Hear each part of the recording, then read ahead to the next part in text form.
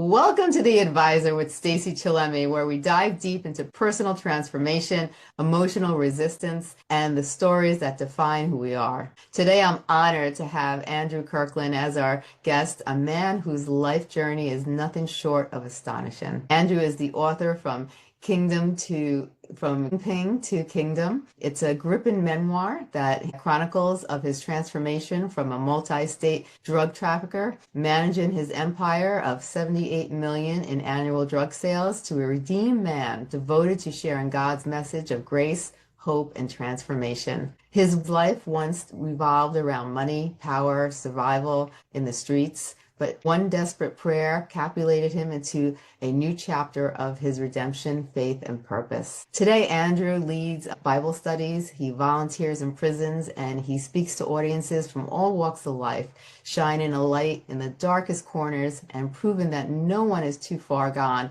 for God's grace. In this powerful conversation, we're going to dig deep into Andrew's rise and fall, the emotional wounds beneath the surface, and why people self-destruct even when they seem successful, and how faith can rewrite even the most broken stories. So get ready for some raw honesty, some jaw-dropping moments, and plenty of inspiration. And I am so excited to have you on today. It's an honor. I really admire, what you've gone through in life and, where you are today. Looking back on your old life as someone who ran a $78 million drug empire, what drove you into that lifestyle? Was it the money, the validation, or something deeper? Well, thank you, Stacey. I'm so glad to be here. It's an honor that you chose me to be on your podcast, and looking forward to our conversation. 78 million is a stretch. It was 7.8, which is it's still quite a bit. Yeah, I came away with 10% in profit on my own every year. So what drove me was ultimately a deep desire for acceptance and approval. That was missing from my childhood. Even if you have a superstar mom, if your dad is a bum, or let's just reverse the roles, then it leaves a big gap in your heart.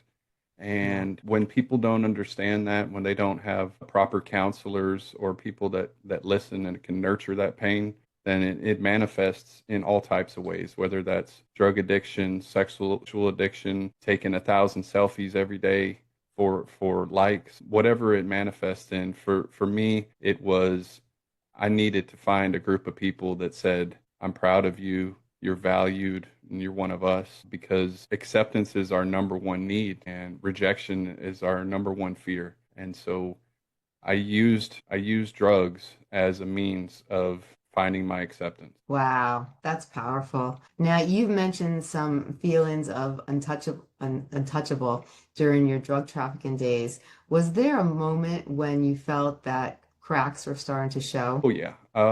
So at the height, dealing 50 pounds of marijuana a week, I believe I drew some attention from the police. And I lived in the metro Nashville, Davidson County area. And there was a point in time where I had two police, one unmarked and one marked, parked in my neighborhood, watching my house on a daily basis. Was nervous was a very small way of saying it. I was under an extreme amount of anxiety and pressure.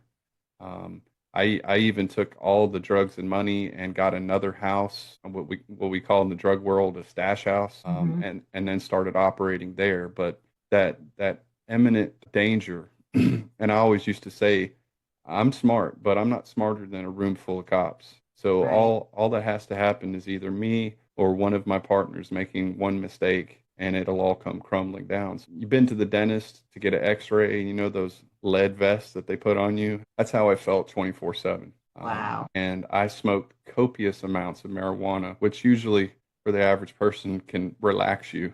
But for me, I was under so much stress from it that I wasn't feeling high ever. Wow.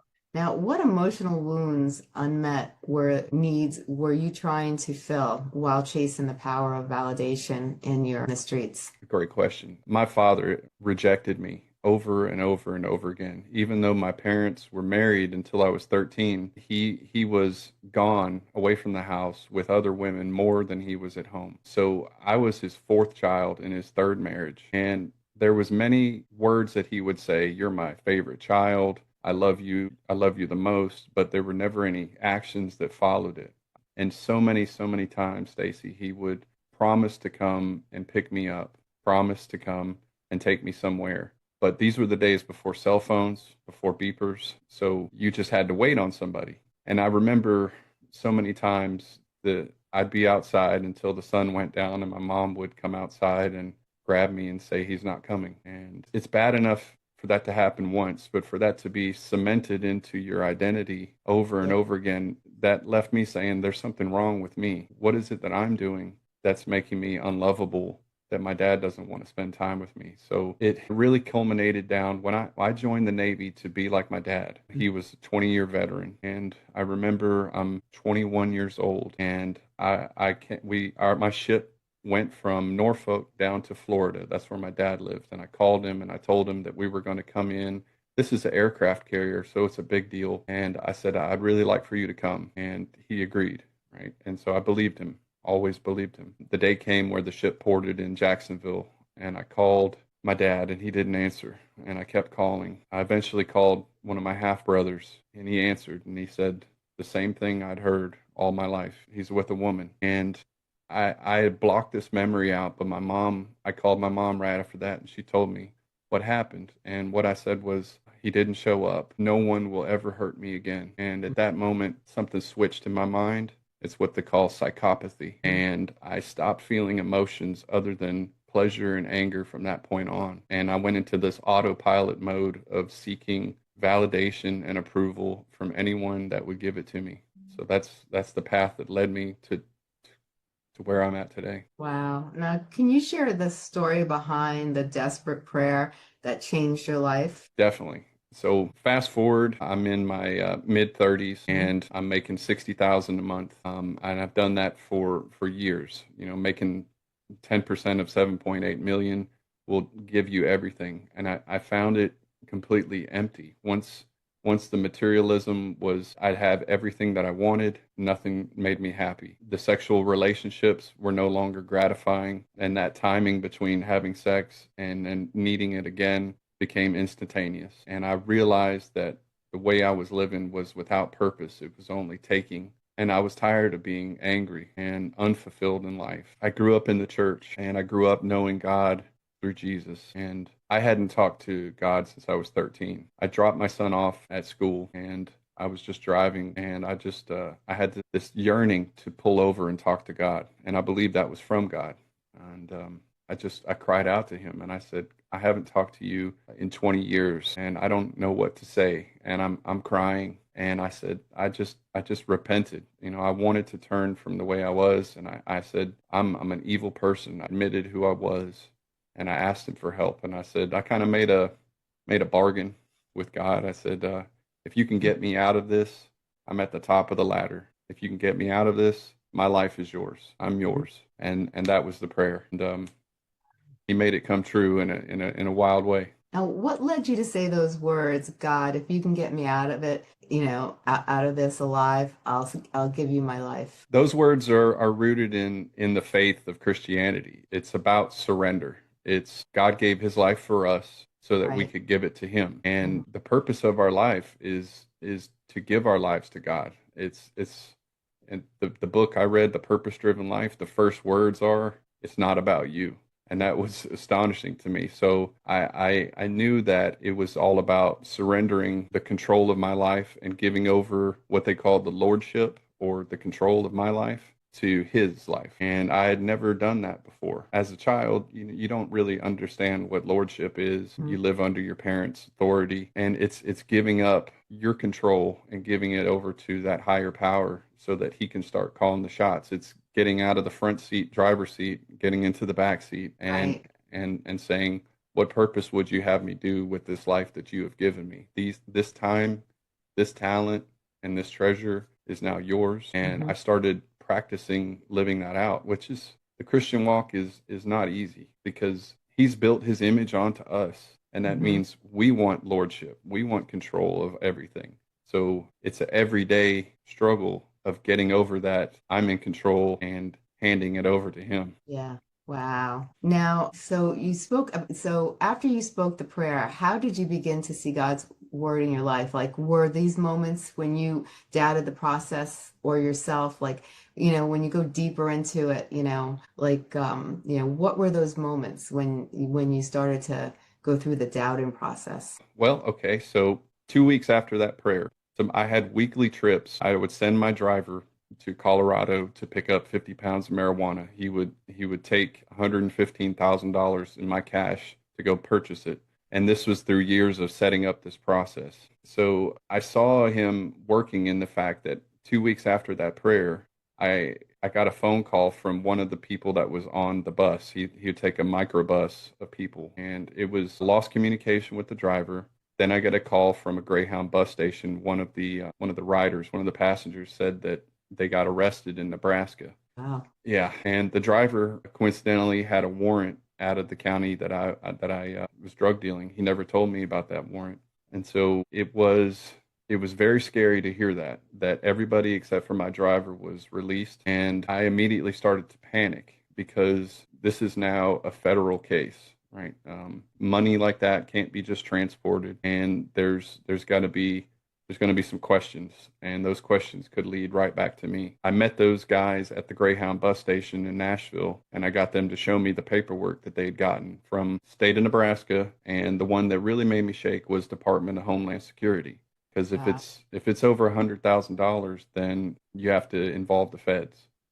So I felt as though imminent prison sentence, 5 years to life. I had a lawyer, and that's what he told me what I was going to be looking at. So that's what I was feeling was the weight of that. And I was if dealing drugs was making me anxious, then feeling like you're going to get raided by federal agents, that'll make you crap your pants. But in the midst of that, I also felt a strange peace, a peace that went beyond my comprehension and my understanding. It was almost God saying, this is a storm, but I'm in your boat.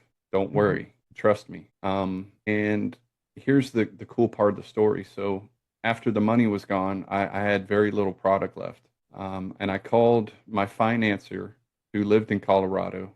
He had me on a large loan with a large amount of interest, like you would imagine in a criminal network. It's like Mhm. going to a title loan place where you pay a payment and the balance remains the same.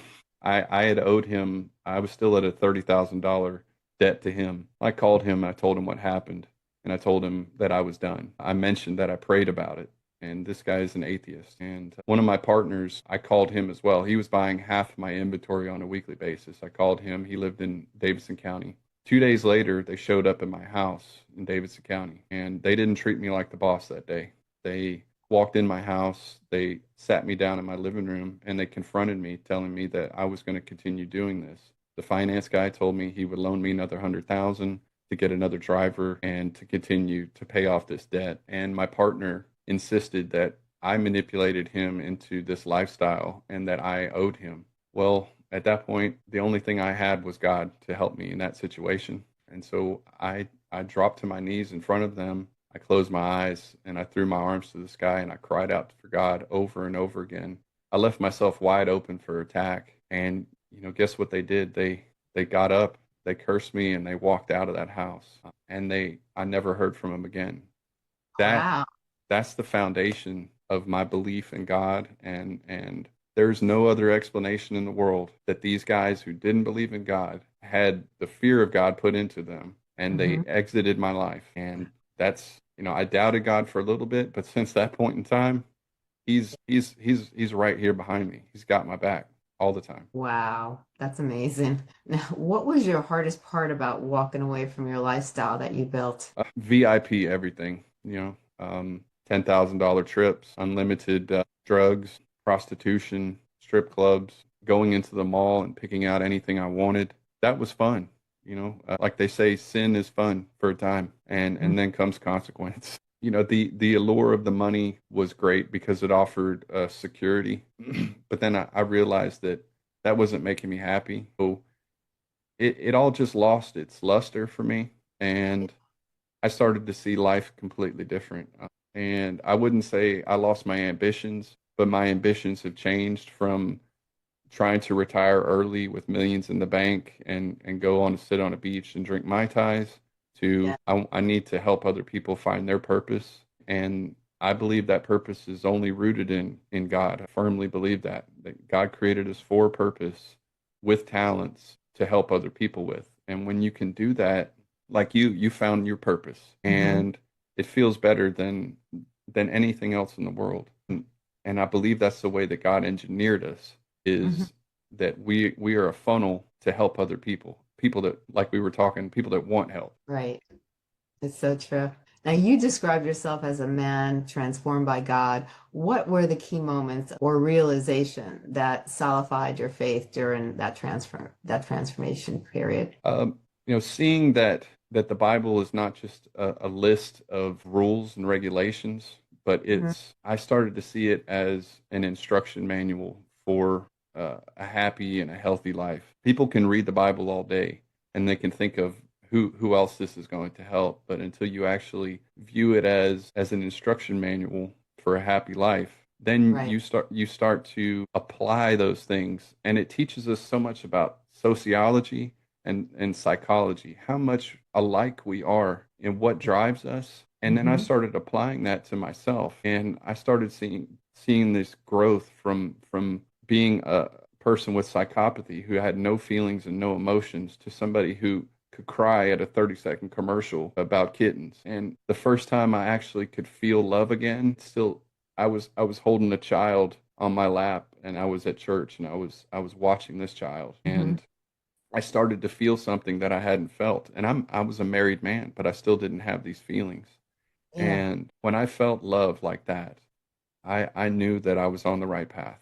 And I knew it. The Bible teaches us so much about life. You can read all the self-help books you want, and they're great to an extent. But this book was written by God through men to teach us about ourselves, to teach us to be happy, to be content.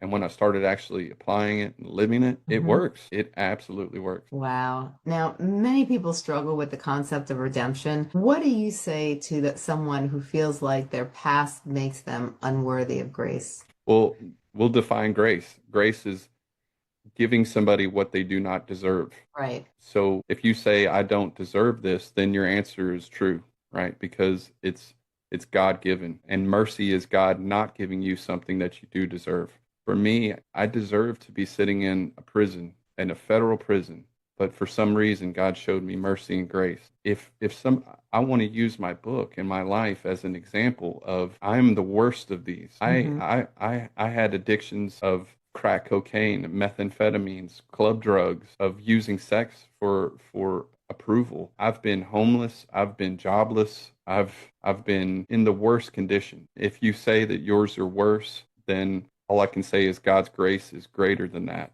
I've committed 2 abortions, so that makes me, in my mind, a willful murderer. And I did it not for the right reasons, but for reasons of selfishness. I don't carry any of that pain anymore. I don't carry that past with me, because as I gave my life to him and he came into my life, I became something new, and I live that out every day. And so, yes, I do feel that past, and I do feel that there's that shadow, but that's not who I am now. So Right. if you're out there and you think that you're too far gone for God's grace, I'll say just look at his love for you. Just read in the Bible, and you'll start to feel it. Open your heart up to him, and he'll Yes. fill in those gaps like a broken piece of concrete. He'll come in and fill them all in and make it new again. I love that. Now, how has your faith not just transformed your actions, but reshaped how you see yourself, like your identity and purpose as a person? My faith shapes my identity completely. I realize that I was made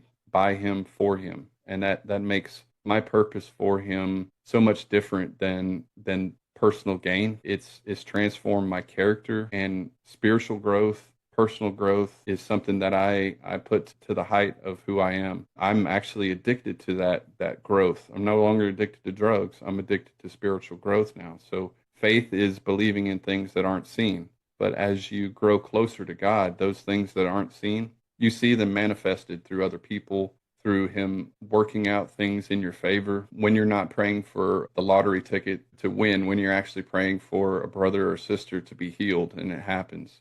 It's the small things that I see that encourage and they strengthen faith. And I believe faith is like a muscle. You have to exercise it for it to grow, and you have to stretch it. And those times when you feel like everything's gone wrong, you put your faith in God, and he promises in Romans 8:32 that he will bring good out of every bad situation for those that love him. And that's a promise for his children. And, my faith gets strengthened on a daily basis because I walk out on the ledge and I can't see step by step, but the word is the lamp to my life. So I walk in faith and the steps are illuminated. He doesn't say, I'll give you a spotlight for your life. He says, I'll give you a candle. And a Right. candle only shows you just a step ahead of you. And it requires faith. And God wants that relationship with us, that we trust him in each step. He's the one that shines the next step. So it sounds hard, but he makes it easy. It's Yeah. just like being in the care of a parent. It's not that hard. Right. Now, what do you think so many people self-destruct internally, even when they appear to be winning externally? That false front, right? The front stage, but everybody's backstage is crumbling, right? It's that need, well, especially in our society today with social media and the lure of comparison. It strips you of your identity, of who you are meant to be. Right. There's only one of you, there's only one of me.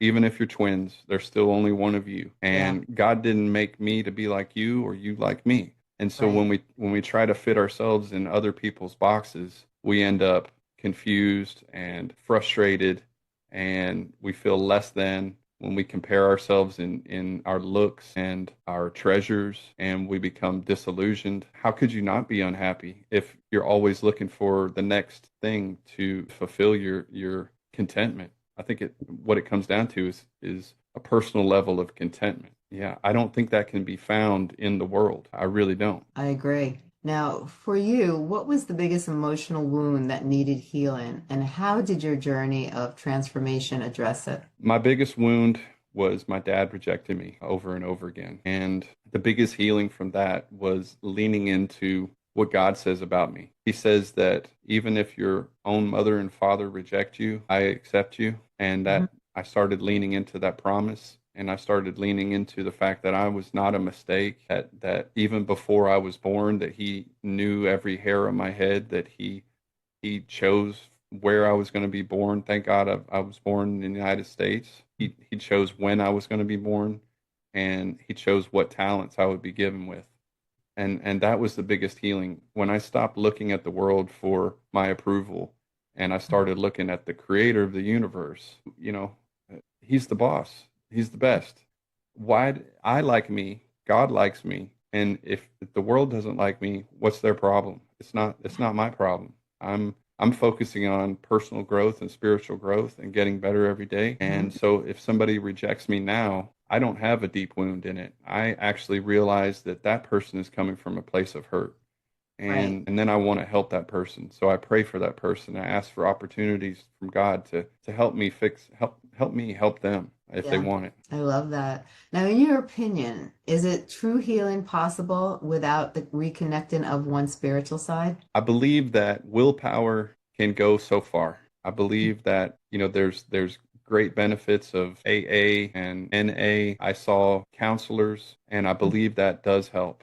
But I believe it always ends in a dead end where we're still missing something. There's a hole that we are all created with, and Mhm. we can fill it with self-help books. We can fill it with Tony Robbins seminars. We can fill it with health foods, but eventually you're still going to end up unfulfilled. And Yeah. you can spend your whole life pursuing those things and be exhausted and constantly switching to the next book or the next fad. But ultimately, the satisfaction and contentment, I believe, only comes from a relationship with God. Is that hole finally was filled, and then I realized that's my identity. Now go pursue what He has built me to do. Right. I love that. Now, you've lived a life where most people can only imagine. Can you share one of the most surreal or intense moments from your time as a drug kingpin? Oh yeah. So I'm dating a beautiful woman at the time who actually turned out to be my wife, Mhm. and I really wanted to show out for her. She was Yeah. very modest and not materialistic, boho hippie kind of girl. Doesn't even wear any natural jewelry. So I wanted to show out. I wanted to impress her. So I took my main partner, who I spoke about earlier, my son and this girl Amber, to an all-inclusive trip to St. Thomas, and we stayed next to the governor of St. Thomas, and it was a 5,000 square foot house, marble floors, pool. And we had spending sprees. We did underwater diving with special helmets. We, relaxed on the beach. It was, a $10,000-15,000 vacation. That's balling out. I bought a $6,500 watch while I was there. Bought some Gucci clothes.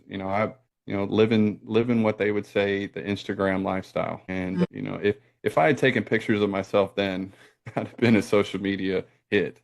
'Cause it looked like the lavish lifestyle, people serving you. And, I felt like the man. I felt like I was untouchable. And then sitting there on the plane ride going back to the States, I just had one of those moments of reflection where I realized that this beautiful woman who saw me for me would not Mhm. be there if I got arrested. I flat out asked her, I said, what's going to happen with us if I go to jail? And she said, I'm not going to wait 25 years for you. And I said, okay. And I started crying and I said to her, I don't think I want to be a drug dealer anymore. And she was there wasn't a reaction like, well, I'm missing out on the next Louis Vuitton purse, because she didn't want those things. Mhm.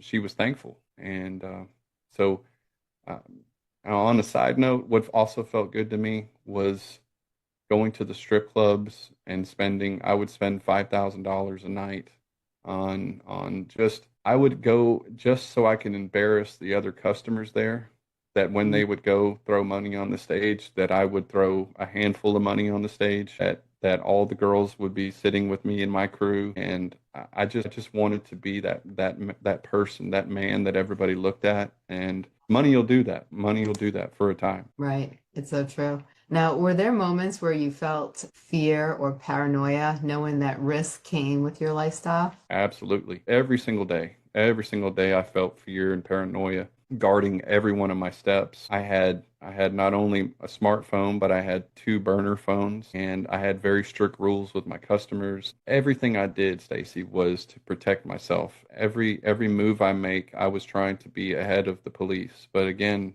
there's way more of them than there was me. Yeah. And so it always felt like I was just about to fall in a hole.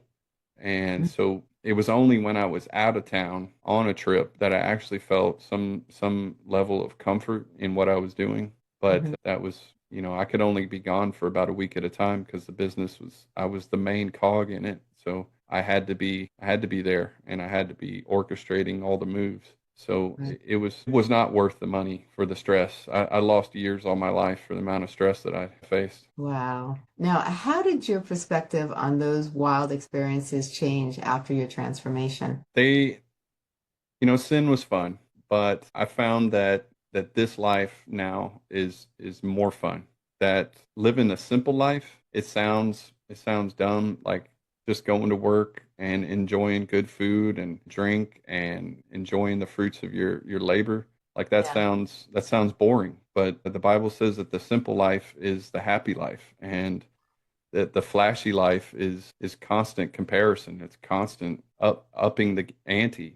That the same trips are not going to make you happy. And Right. so that's really what I found, is that the transfer, I didn't leave anything behind that I needed. I found it empty. So even if my book becomes a wild success one day and I end up not having to do my regular job anymore, that's not going to make me any more happy or content than I am right now. And that's a bet on that. So I don't need the security of money anymore. I don't need the recognition and the fame. In fact, I didn't write this book to become famous. I'm already famous in my father's eyes. I don't need anybody to know my name, but this story is to help other people. So Right. that's why I'm doing it. I don't need anything. In fact, I could lose everything today. I could lose everything I owned, and I know that I woke up this morning with everything that I needed. I don't Yeah. I don't need all that stuff. And there's so much security in that I don't need anybody's approval anymore. I don't need another pair of shoes or my hair done. I don't need any of that. And there's so much contentment in that that I wish other people could feel. I wish I could give you my heart, people out there listening, and just feel what it feels like to be wrapped in love and acceptance all the time. It's better than being a millionaire. Yeah, that's so true. Now, today you volunteer in prisons and you lead Bible studies, an incredible contrast to your old life. What drives you to help other people, especially those in the darkest places? Yeah, I do. I serve with a nonprofit called Men of Valor here in Tennessee, and they specialize in keeping guys from going back to prison. So Right. I started with serving young men, guys that at my age at 13 when I started to go the other way. I Uh, want to start with them, and my goal is to give them information, give them knowledge, and disciple them into understanding the Bible and applying it. I'd rather have somebody that's foolish than somebody that's ignorant. I'd rather right. teach them and then let them make the decisions. But I didn't have that somebody when I was a kid, Right. and I want to stand in the gap. And so mothers who have, single mothers, mothers with boys that stop listening, they'll call me and say, can you help me? And I'm like, absolutely, I want to. And once I saw some traction with that, being that they hear where I'm coming from, they know I've lived a lifestyle, and so that lends them an ear to listen. And God's given me this ability of influence. I used to use it to manipulate people, but Right. now I use it to influence people. So once I started getting traction doing that, I got an opportunity almost 2 years ago to start going into the jails. And that's where I found my true audience. These guys, I speak the same language. I know what they're talking about, and they know that I speak truthful from a raw and honest place. And these Yeah. guys, it's like a spiritual greenhouse. Every week, these guys, 18 hours under spiritual lamps, and they grow and they read and they ask questions, and we have deep conversation. And so it drives me even more to learn and to understand what I'm talking about. Nobody Right. knows more than the teacher knows, right? So Right. yeah, so it's so much more fulfilling. Every week that I go to those jails, it feels like it's my birthday. They're getting stuff, but I am getting the most out of it because I walk out of there feeling like I just won the lottery, feeling better than when I used to get, the $15,000 payouts on a day. It Yeah. feels better than going to St. Thomas or Florida or any beach. It feels better because I'm doing what I was meant to do. I love that. Now, what kind of responses do you get when you share your story with inmates or young men who may still be on the streets? The When I tell them that story about surrendering to God in front of those two men, that's the powerful story that I tell. Yeah. And it's a mic drop moment. And I got so many responses that have said, you need to write a book about your life. And Yeah. after hearing that so many times, that was my response to that is I believe my story can be helpful because it resonates with people. And so when I tell people that story, they seem to be drawn to it and they see me as not a typical like a Baptist preacher who's never drank alcohol and doesn't know anything about what it means to live on the seedy side. So like they say, it takes one to know one. And Yeah. so I was one, and now I just want to hold people's hands and walk them to where I'm at. So that's awesome. I love that. Has your mission ever led you to a breakthrough moment with somebody on the edge of self-destruction? I've had people tell me that they've contemplated suicide. I've had people tell me that in the little things that's grown my faith, that what you told me today has helped me so much, and it was an answer to my prayer, which, and you never see those things coming. You see them in hindsight, but um, those little moments where I share my story in open and honesty and try to be transparent and try to be vulnerable. And that Mhm. usually helps other people be vulnerable too. Right. And I've led so many men out of pornography addictions that are so frightened to talk about it with other people. And I'll Yeah. lead it with them. Like I was a porn addict. And I go into to detail of how I'm very raw when I talk. And I hope that being vulnerable helps that other person be vulnerable. Let me show you all my scars and my wounds, and that way you can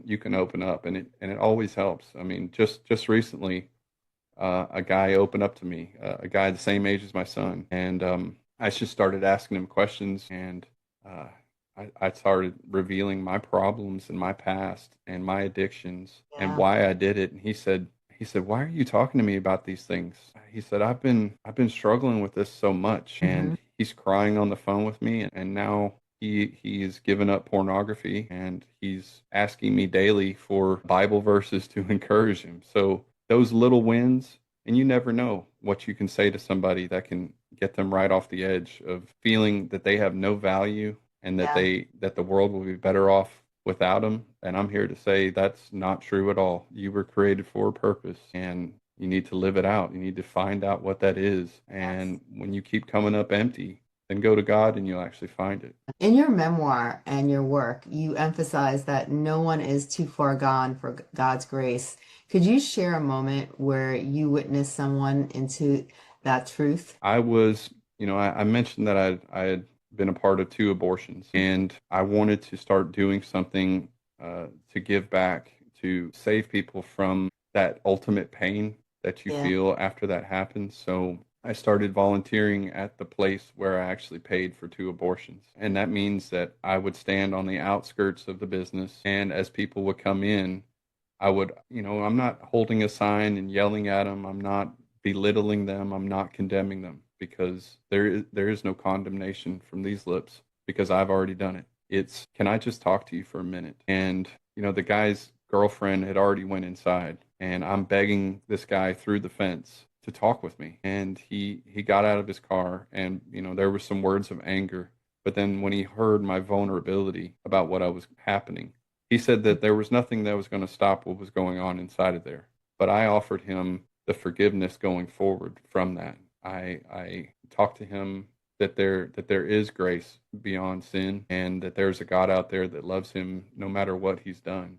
And Hmm. that the guy was crying with me, and I could feel that my vulnerability gave way to some healing even before this had happened. And again, I'm not condemning anyone that has, there's choices out there that we don't know about, where it seems like you do not have a choice. And I Yeah. understand that too. Right. So I just want people to know that there's a God that loves them, and if I can possibly help them before they make that choice, then Yeah. maybe I can offer some alternatives that they feel like they're backed in a corner. But that was one memorable moment that I had. Wow, that's powerful. That's so powerful. Now, for those listening today who feel stuck and in destructive patterns, what would you say to encourage them to take the first step toward healing and redemption? That's a good question. I think the first step is to be honest with yourself, to take a look at your life outside of yourself for a moment, and think Hmm. about, where am I going? Where do I want to be? And Hmm. why do I feel like I can't get where I want to be? I would say there's a word we use in Christianity. It's called repentance. And Hmm. what that means is it's an honest and true desire to stop going the direction that you're going, to do a 180 and to go the opposite direction. And that direction would be headed towards God and purpose. And that's a really difficult thing to do, to come to terms to say, I am not who I want to be. Who do I really want to be? And I want to be at peace. I want contentment. I want to be approved. That is built into all of us. And Hmm. are you tired of seeking it from the world, where that is fleeting at most? Right.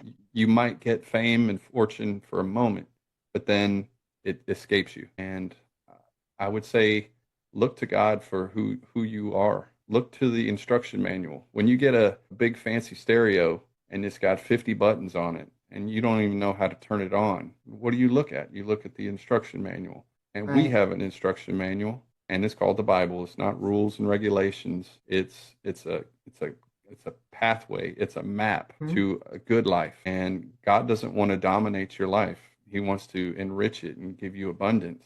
And Yeah. so that's what I would encourage people to do. Love that. Now, what inspired you to write from Kingpin to Kingdom? The stories, the inspiration from Kingpin to Kingdom was these stories, not just how I became a drug dealer, but all the gutter stories. This is where sexual addiction came from. This is where drug addiction came from. I was even in a hustle gang. And so it's not just stories about drug dealing, even though I kind of lay a blueprint in there, how I became a drug dealer step by step, but why I became a drug dealer, and the psychology which Mhm. we all have in common. I'm just an extreme example of what happens when somebody has the ambition to fulfill rejection to a point that no one else has. I lost my fear, so I was able to do drug runs and all that. So Yeah. there's some cool, intriguing stories in there. The story about how I met my wife and our first date when she found out I was a drug dealer. So it's a story of redemption by using my life as an example of I believe I'm one of the worst people before I met God and Mhm. only cared about myself and my happiness. The steps that it took for me to go from that lifestyle to where I'm at today, that's a map that I think that is we all can hold in common. You don't just have to be in the drug lifestyle to read and enjoy this book. It's I want you to see yourself in my book. That's and yeah, I think we all have more in common than we think. Definitely, we definitely do. Now, how has writing and sharing your story helped you heal and deepen your faith? I cried a lot. I cried a lot when I wrote that book because I had to remember things that I wanted to forget. I had to again come to grips with the people that I had hurt and the people that had hurt me. I had to come to grips with what my father had done, and my father's passed away for quite a while now. He never saw me reach those goals of being a drug dealer. So it offered me healing. It was painful at the same time. God gave me his spirit inside to help me write it. So it was a very fast process. I actually started writing the book this January and it was released in May. So the healing and the growth of actually writing something out, like they say writing is cathartic Yeah, it's actually like a healing process and then it was, asking my wife, are you comfortable with me saying these things? Because I'm being very vulnerable to the world. I'm talking about sexual addiction and pornography and prostitution and things that, right, wives don't really want to hear their husbands talk about openly. But she gave me right, that grace of saying, yeah, you can. She did tell me to take out one chapter, but one that didn't need to be in there. right. Yeah. Now, what do you hope readers take away from your memoir? I want them to see themselves in this memoir. I want them to see uh, that there is a life of contentment beyond comparison. I want them to see that grace is for everyone that will accept it because grace is a gift and you can only get gifts by accepting them. I want them to see that God is not a tyrant, that God is not an unbenevolent king, that he is good and that he is his promises, you can take them to the bank and that Yeah, I've seen those promises come to life in my own life. And right. I want them to see my story and be attracted to God. I want God to be glorified through my story. I want them to feel the weight of God and say, like, if he can do that for this guy, then he can do that for me. Right. Yeah. I love Moses was a murderer. Most people don't know that. King it. David was an adulterer and put somebody to death, one of his friends. The stories, all these heroes that you see in the Bible, the greatest New Testament teacher, Paul, he had people stoned to death. So God can take these murderer, adulterous people that worship other gods and use them for his purpose. He uses the least of these people. If you think that nobody knows your name, then ask God to start using you. And the one who knows everyone's name will know your name and will call you friend. And that feels so good.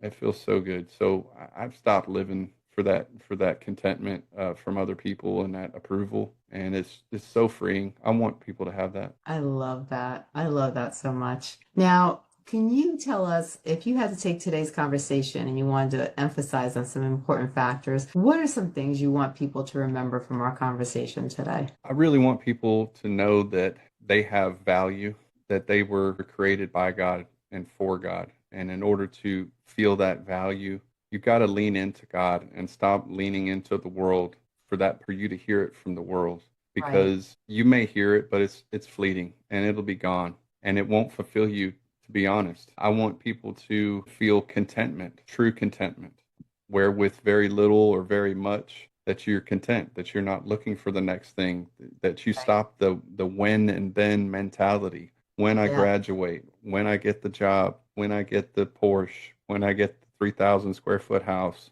when I Right. get 3 kids, you will never be done with that. You will never be done with that mentality. Yeah. And then you get to the end of your life and you're like, when I die, then what? I'm living my most fulfilled life right now. And Yeah. I want people to realize that God created you and he sets your value. It's not the world. It's him. You need Yeah. to be his child, and your value will never go down. It will never go down, and you can rest on that value. Yeah. That's so true. Oh, I love that. Now, for your book, where can people go to find your book? Okay, From Kingpin to Kingdom is on Amazon. You can get it on the Kindle and paperback and hardcover. Don't bother getting the hardcover. I don't make any other more money off of that. It's the same. I'm trying to get it. Well, I've actually got it through Ingram. And so if you're out there at Target or Walmart or Barnes and Noble and you're an executive, ask your stores to start buying it, right? So it'll be on the bookshelves as soon as the stores start ordering it. Or you can go directly to my website. That's from kingpintokingdom.com. And there's a link right on there. And I also offer several services on my website. I want to start traveling to prisons. I want to start doing group sessions at churches. I offer individual Zoom one-on-ones with people that like discipleship or they want to talk. And you can just reach out to me and I can pray for you for specific needs. So I'd like people to go to my website and check it out. I did spend quite a bit of time building it. It was tough. Never built a website in my life. So, Uh, that was fun. and can you tell us again what your website is? Yeah, of course. It's From Kingpin to Kingdom. This has been amazing, Andrew. Thank you so much for coming on this show. You've accomplished so much in your life. You went through a lot of things in life.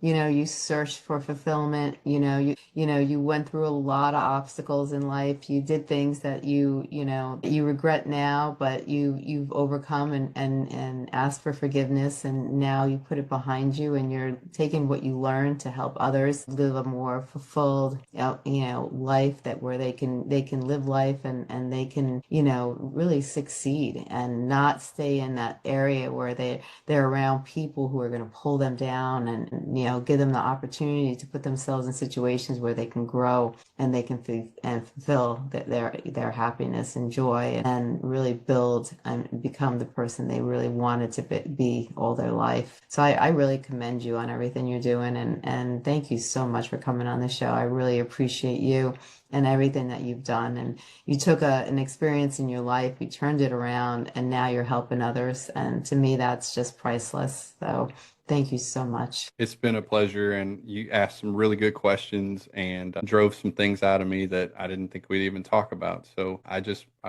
hope that people can find some healing in our conversation, find value in our conversation, and stop looking at the world for what you're missing. Stop wasting your time and your money and your efforts that way. I agree. I agree. Well, thank you so much, Andrew. I think, this has been wonderful again, and you have a great day. You have a great day. Talk to you later. To you later too.